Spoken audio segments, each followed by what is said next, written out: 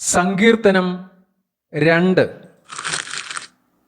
ജാതികൾ കലഹിക്കുന്നതും വംശങ്ങൾ വ്യർത്ഥമായത് നിരൂപിക്കുന്നതും എന്ത്? യഹോവയ്ക്കും അവൻ്റെ അഭിഷിക്തനും വിരോധമായി ഭൂമിയിലെ രാജാക്കന്മാർ എഴുന്നേൽക്കുകയും അധിപതികൾ തമ്മിൽ ആലോചിക്കുകയും ചെയ്യുന്നത്, നാം അവരുടെ കെട്ടുകളെ പൊട്ടിച്ച് അവരുടെ കയറുകളെ എറിഞ്ഞുകളക.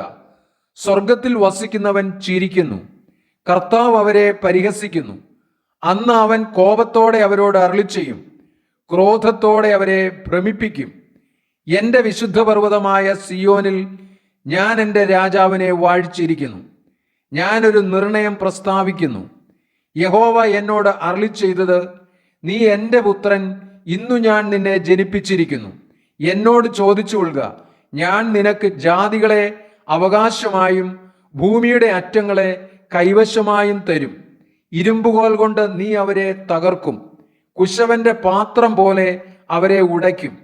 ആകയാൽ രാജാക്കന്മാരെ ബുദ്ധി പഠിപ്പിൻ, ഭൂമിയിലെ ന്യായാധിപന്മാരെ ഉപദേശം കൈക്കൊള്ളുവിൻ. ഭയത്തോടെ യഹോവയെ സേവിപ്പിൻ, വിറയലോടെ ഘോഷിച്ചുല്ലസിപ്പിൻ. അവൻ കോപിച്ചിട്ട് നിങ്ങൾ വഴിയിൽ വെച്ച് നശിക്കാതിരിപ്പാൻ പുത്രനെ ചുംബിപ്പിൻ. അവന്റെ കോപം ക്ഷണത്തിൽ ജ്വലിക്കും. അവനെ ശരണം പ്രാപിക്കുന്നവരൊക്കെയും ഭാഗ്യവാന്മാർ.